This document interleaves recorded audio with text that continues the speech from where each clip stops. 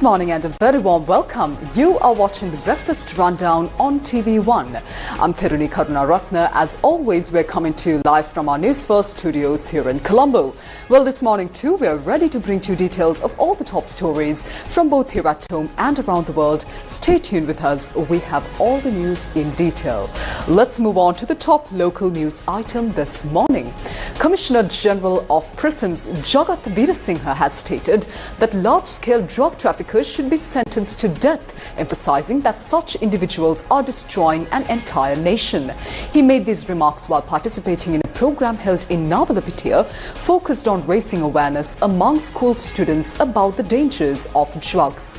Now, speaking during the event, the Commissioner General revealed that Sri Lanka currently has 36 prisons, which together can accommodate a maximum capacity of 10,500 inmates. However, he noted that nearly 36,000 prisoners are currently being held, of whom around 65% are incarcerated for drug-related offences. Veerasinghe further disclosed that 42 children under the age of 5 are living inside these prisons, 19 boys and 23 girls, as a result of crimes committed by their mothers. He also noted that 805 men and 21 women are currently facing death penalty within the prison system.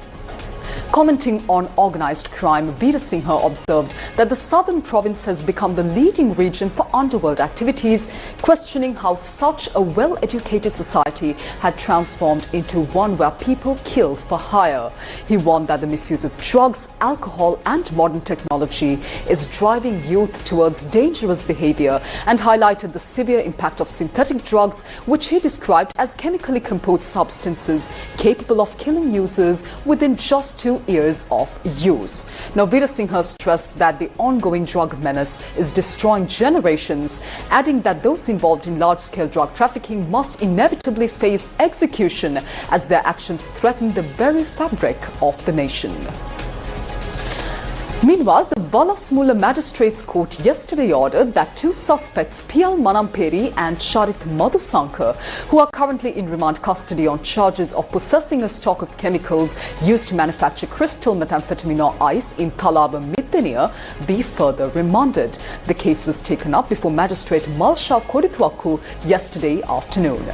During the hearing, the officer from the Western Province North Crimes Investigation Unit presented facts to the court, noting that further investigations into these suspects currently held in remand are ongoing.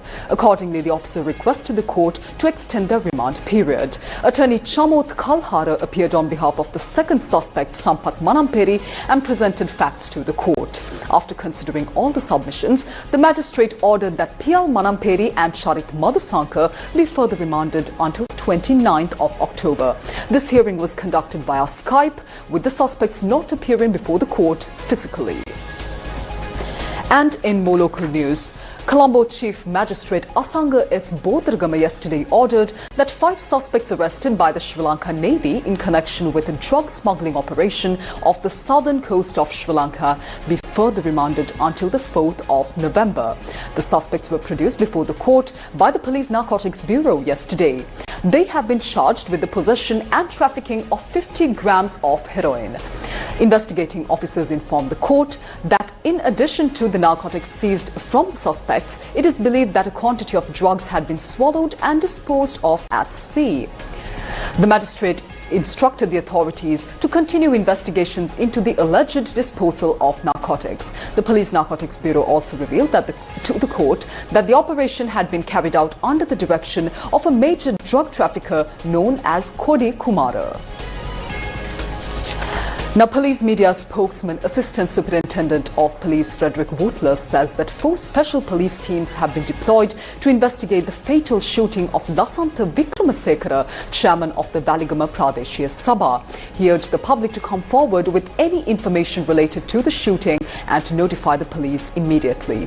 Lasantha Vikramasekara was shot dead yesterday morning inside his office at the Baligama Pradeshiya Sabha premises. Police stated that 2 gunmen arrived on a motorcycle entered the premises and opened fire at the chairman before fleeing the scene. According to eyewitnesses, the two men had entered the council premises and one of them walked directly into the chairman's office. Now, it was a public day and the chairman had been seated at his official desk while meeting with the public. The two visitors had been seated in front of him moments before the shooting occurred.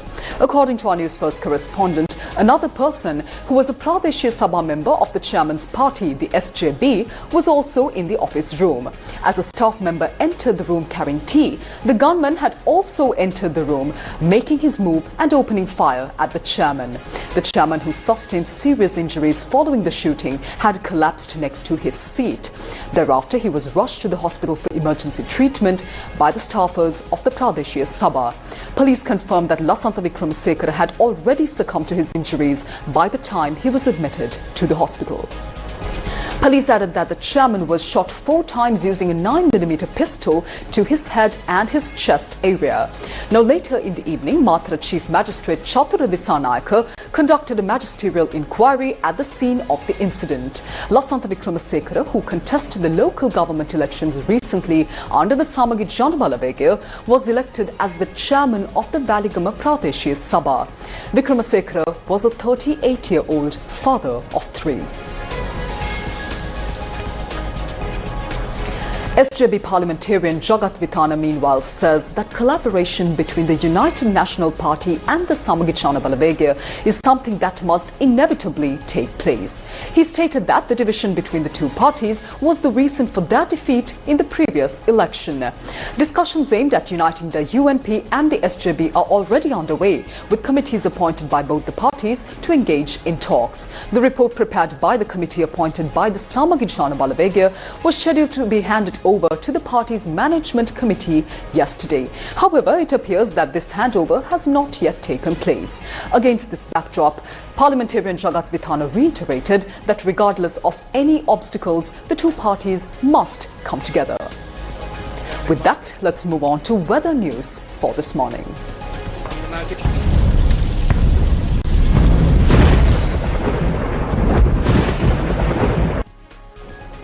The Met Department says that the low-pressure area developing near the northern coast of Sri Lanka is expected to intensify into a depression within the next 12 hours, moving in a northwesterly direction.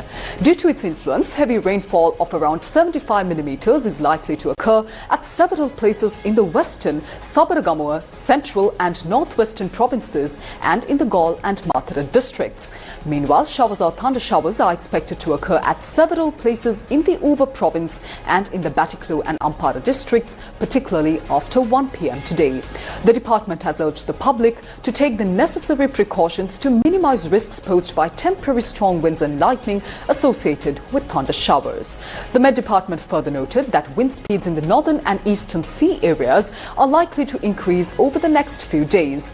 The National Building Research Organization, meanwhile, has warned of a possible risk of landslides in the Badulla, Colombo, Galle, Kandy, Kegalle, Kurunegala, Mathura, Kaluthara, Mathale, Nuwara Eliya and Ratnapura districts.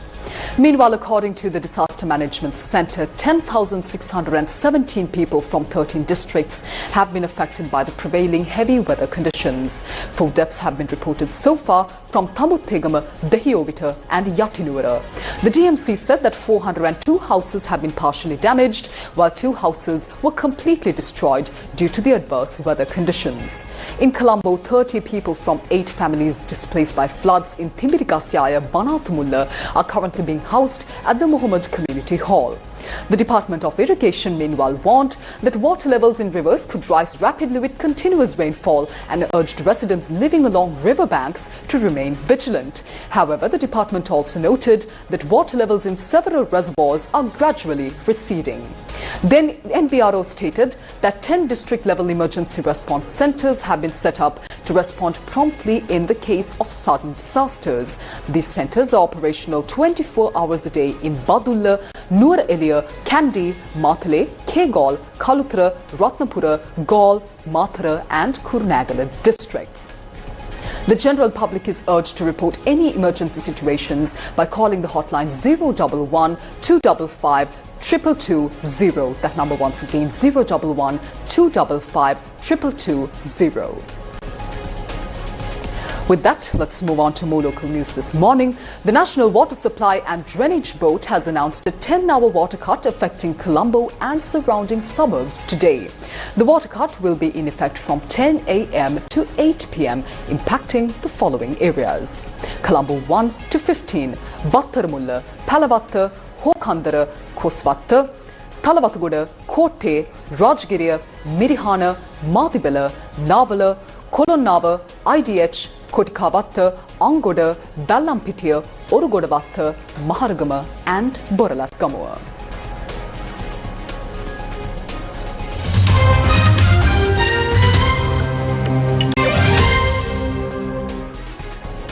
And in news overseas, the US has announced new sanctions targeting Russia's two largest oil companies, Rosneft and Lukoil, in an effort to pressure Moscow to negotiate a peace deal in Ukraine. The sanctions announcement came one day after Trump said a meeting planned with Russian President Vladimir Putin in Budapest would be shelved indefinitely. Earlier on Wednesday, Russia unleashed an intense bombardment on Ukraine that killed at least 7 people, including children. US Treasury Secretary Scott Bessent said the new sanctions were needed due to Putin's refusal to end the war. He said these oil companies fund the Kremlin's quote-unquote war machine. Speaking alongside Rutte in the Oval Office on Wednesday, Trump criticized Putin for not being serious about making peace and said he hoped that the sanctions would help force a breakthrough. He called the sanctions package tremendous and added that he hoped they could be swiftly withdrawn if Russia agrees to stop the war. Now, Rutte also praised the move, saying that it was putting more pressure on Putin. The move comes after as key differences between US and Russian proposals for peace became increasingly clear this week. Trump has indicated that a key sticking point has been Moscow's refusal to cease fighting along the current front line. Last week, the UK slapped a similar sanction package on Rosneft and Lukoil. Responding to the UK, Russia's embassy in London said targeting its country's major energy companies would disrupt global fuel supplies and drive up costs worldwide. It also said the sanctions would have a detrimental impact on the energy security of developing and underdeveloped countries, adding pressure only complicates peaceful dialogue and leads to further escalation. The two Russian oil firms export 3.1 million barrels of oil per day. Rosneft is responsible for nearly half of all Russian oil production, which makes up 6% of the global output, according to estimates from the UK government. Oil and gas are Russia's biggest exports, and Moscow's biggest customers include China, India and Turkey. Let's take a look at what President of the US, Donald Trump, had to say. When I was in my first term, I was I was very close to him, relatively speaking. It was harder because of the Russia hoax. But I would talk to President Putin about Ukraine, and it was the apple of his eye. I'd say it was the apple of his eye. But it would have never happened. He knew the consequences were too great. Today is a very big day in terms of what we're doing. Look, these are tremendous sanctions. These are very big. Those are against their two big oil companies. I think they want peace. I think they both want peace at this point. It's been, it's almost 4 years. You're going into 4 years. And if I were president, it never would have started. But yeah, it's time.